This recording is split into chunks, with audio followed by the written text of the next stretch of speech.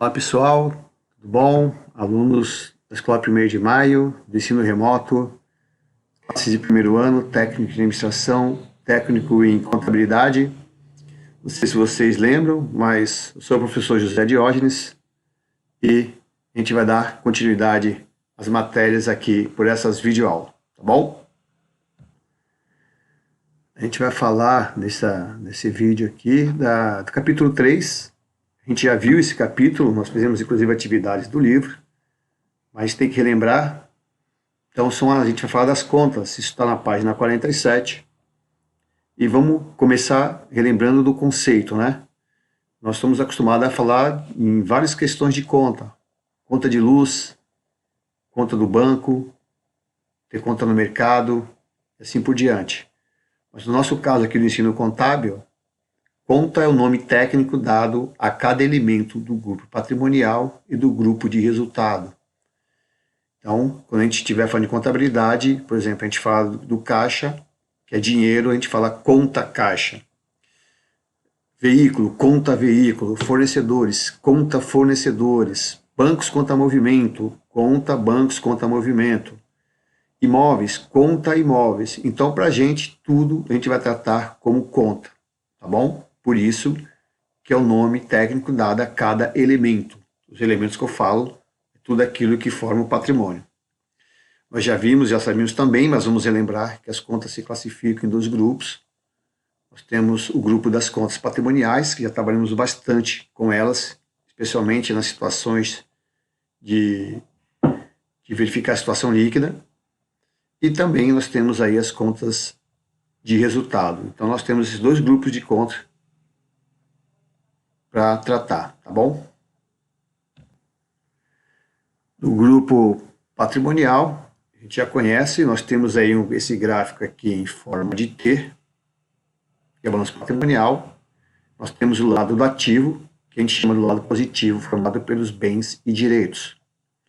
E aqui, do lado direito, nós temos o passivo, formado pelas obrigações e o patrimônio líquido. Só para a gente lembrar, patrimônio líquido igual a situação líquida. Na prova mesmo nós fizemos exercício de calcular a situação líquida. Vocês lembram que nós tínhamos situação líquida igual bens mais direitos menos as obrigações. E a diferença era justamente situação líquida. Por quê? Na hora que eu faço isso, o que sobra aqui é do sócio.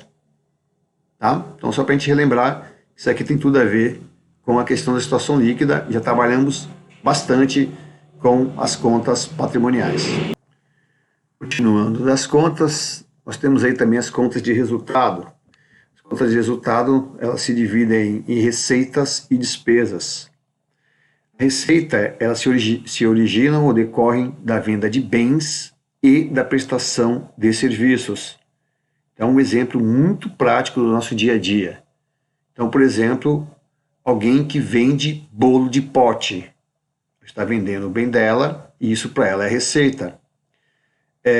Uma cabeleireira que corta cabelos. Ela está fazendo a prestação de serviços. Isso para ela é uma receita. Tá bom? A mesma coisa a gente tem aqui no princípio, né, quer dizer, ao contrário, no lado das despesas. Enquanto lá eu presto o serviço, lá em cima eu compro eu vendo alguma coisa, nas despesas eu compro o serviço, eu compro algum bem e utilizo algum serviço. Então lá em cima eu disse da pessoa que vendia bolo de pote e de uma cabeleireira, né, que presta o seu serviço. Aqui embaixo eu vou usar o mesmo exemplo, só que, né, de um lado oposto. Alguém que compra o bolo de pote para consumir, então ele vai consumir um bem, né, vai comer o bolo de pote, e alguém que utiliza o serviço da cabeleireira, então está comprando o serviço da cabeleireira, então está utilizando o serviço, isso é uma despesa, certo? Então, para a gente ver aí que nós estamos falando da mesma coisa, só que de lados diferentes, para quem vende e para quem compra, para quem presta o serviço e para quem recebe a prestação de serviço. Tá bom, pessoal? Aqui nós temos também a importantíssima noção de débito e crédito. Se vocês lembrarem bem no começo do livro, ele diz que esse é um dos principais complicadores para o aprendizado da contabilidade. Os alunos se confundem bastante. Então nós temos esse gráfico aí dos dois grupos para a gente tentar esclarecer um pouco. Então aqui no caso, o que eu falei, na vida comum, o débito pode ser uma coisa ruim. Você está em débito comigo. E o crédito pode ser uma coisa boa. Você tem crédito comigo. Mas na contabilidade você pode ter conceitos totalmente diferentes.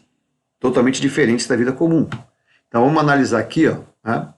Nós temos, o que é importantíssimo o pessoal falar? É que nós temos dois grupos de contas e os sentidos diferentes da interpretação. Então vejam só aqui que eu tenho o grupo das contas patrimoniais, sendo repetitivo isso, mas é necessário, e tenho o grupo das contas de resultado. Então aqui, ó, as contas patrimoniais, o ativo é débito. Nas contas de resultado, a despesa é débito. Só que vejam só, os bens e direitos são positivos, certo? Enquanto a questão da despesa, ela é negativa. Então eu diria que isso aqui, no patrimônio, é o débito bom e no resultado é o débito ruim. Ok?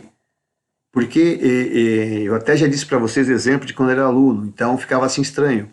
Olha, eu comprei um veículo, é débito. Nossa, que legal, simples. Eu paguei uma conta de energia elétrica, é débito. E a confusão, espera aí. O veículo é um bem legal, é débito. A conta de energia, que é ruim, também é débito.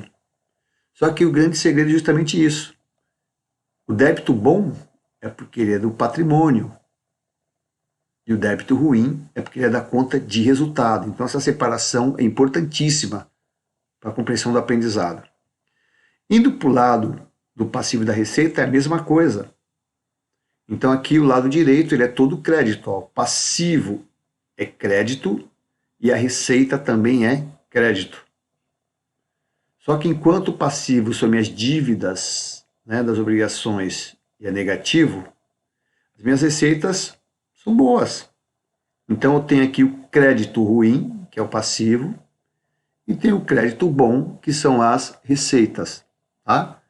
Então esse conceito é importantíssimo. Então eu peço que vocês realmente leiam isso aqui, está na página 55 do livro, para que vocês peguem o conceito do débito bom, débito ruim, do crédito bom e do crédito ruim. Bom, aqui a gente fala um pouquinho do plano de contas. Plano de contas, eu sempre vou dizer para vocês, tudo que a gente fizer é sempre importante estarem consultando o plano de contas justamente para fazer o sentido do gráfico patrimonial, dos ativos e passivos e do gráfico de resultado, das despesas e receitas. Então esse aqui tem que ser o livro de cabeceira. Se quiserem tirar uma xerox só dessa página, sempre manter com vocês, porque quando a gente chegar no capítulo de lançamentos, vai ser imprescindível saber olhar o plano de contas. Tá? Inclusive, para o próximo capítulo, que são atos e fatos administrativos, eu vou falar para vocês que é importantíssimo também eu saber a diferença entre as contas patrimoniais de resultado e do patrimônio líquido, aqui dentro do patrimônio, tá bom?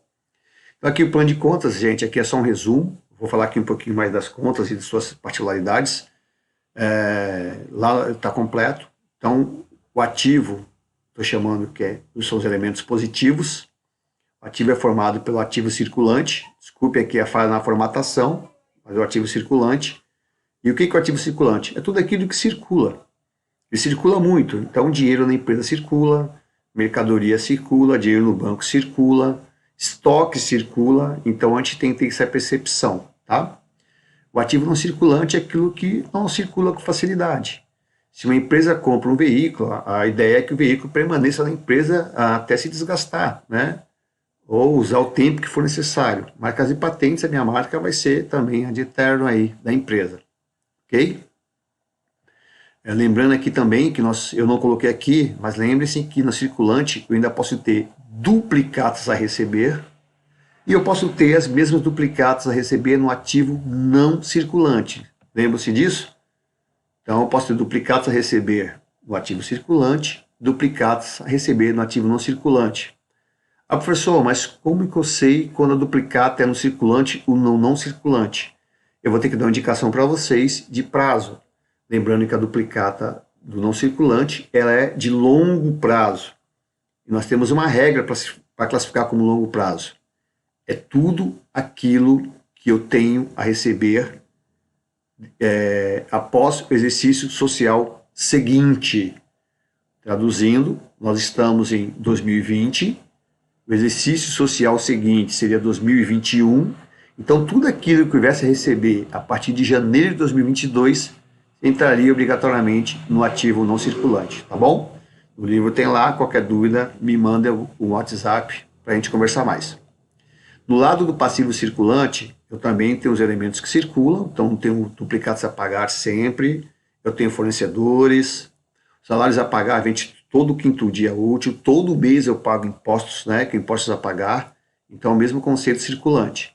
E aqui veja que eu coloquei aqui no passivo não circulante, duplicados a pagar.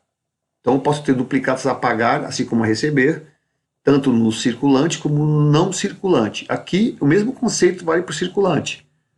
Essa dívida a pagar é tudo aquilo que vence após o exercício social seguinte. Explica de novo, professor.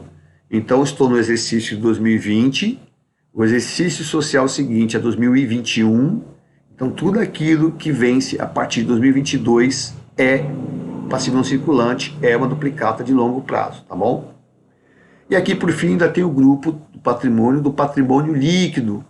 Acabei de explicar lá atrás, patrimônio líquido é a diferença entre os bens e direitos menos as obrigações, é aquilo que sobra para o sócio, tá? E é aqui que a gente vai ver, além do capital, que é o primeiro recurso que entra na empresa, é aqui também que a gente vai fazer a movimentação se a empresa teve lucro ou prejuízo, tá bom? Então esse aqui é o patrimônio. O gráfico 2 das contas de resultado, nós temos aí despesas. E aí eu tenho aqui com o livro aqui na mão, eu podia citar aqui um monte de despesas. Então aqui no livro, na página 59, no gráfico 2, eu tenho aqui, por exemplo, água e esgoto, aluguéis passivos, café e lanches, combustíveis, descontos concedidos, despesas bancárias, fretes e carretos, salários, que é diferente de salários a pagar. Olha só aqui, ó, salários a pagar é aquilo que eu ainda vou pagar, é uma obrigação. E quando for só salários, salário é a despesa do mês, a gente vai ver que é muito diferente. Então salários, ele entra aqui, ó, no gráfico de resultado, salários a pagar lá. Então tudo que é a pagar, já tem que ter certeza que ele vai ser lá no patrimônio, tá bom? Então a diferença entre a conta salários é que ela é resultado, despesa, e a conta salários a pagar é patrimonial. Totalmente diferente, gente. Enquanto a despesa é um débito, né, do lado do débito, salários a pagar é do lado do crédito. Enquanto salários é uma conta do grupo de resultado, salários a pagar é uma conta do grupo patrimonial, tá bom? Do lado das receitas, nós temos menos receitas. Aqui no livro, né, que é na página 59, nós temos 4 receitas. E aqui, partes estão aqui, ó, receitas de serviços, aluguéis ativos, juros ativos. Tá? Aqui eu podia ter vendas e outras que a gente vai aprender depois. Mas como eu disse para vocês, tudo isso está no plano de contas da página 59. Nós temos algumas contas ainda especiais que a gente vai aprender durante o nosso processo, principalmente quando a gente chegar lá em escrituração. Então, por exemplo, descontos concedidos é uma despesa, descontos obtidos são receita. E lembrando, pessoal, para quem quiser aprofundar aí, nunca é demais, nós temos aí uma prática bem interessante que é na página 65. Aqui, ó, não sei se dá para vocês verem, mas é um quadro de receita e despesa que a gente classifica as contas, ó, se ela é patrimonial ou resultado, se ela é ativo ou passivo, despesa ou receita, se ela é devedora ou credora. Lembrando que é importante esse conceito. Então, como eu falei lá, o lado esquerdo do gráfico, todos são débitos. Então, todas as contas desse lado têm natureza devedora, de débito. Ah, mas todas? Todas. O caixa, natureza devedora. O banco, natureza devedora. Veículos, natureza devedora. Marcas e patentes, natureza devedora. Água e esgoto, natureza devedora. Energia elétrica, natureza devedora. Serviços de terceiros, natureza devedoras. E do lado de cá, lado direito, natureza credora. Crédito tanto para o patrimônio passivo quanto para o resultado da receita. Duplicados a pagar, natureza credora. Salários a pagar, natureza credora. Capital, natureza credora. Lucro, natureza credora. A gente vai ver que o prejuízo é o sinal contrário, mas não vou entrar nesse mérito agora. Receita de serviço, natureza credora. Aluguéis ativos, natureza credora. E juros ativos, natureza credora. Então os conceitos eles têm que ser colocados aqui para a gente, que isso a gente vai lá para frente. Quando nós chegarmos nos lançamentos, a gente vai saber, tem que saber o que é a natureza devedora e credora, tá bom? Então aqui, repetindo, o lado aqui do ativo e despesa, todos débitos, natureza devedora. O lado direito, o passivo e a receita, todos créditos, natureza credora, tá bom, pessoal? Então, pessoal, finalizando esse capítulo, fica aí meu recado para vocês. Contabilidade exige concentração.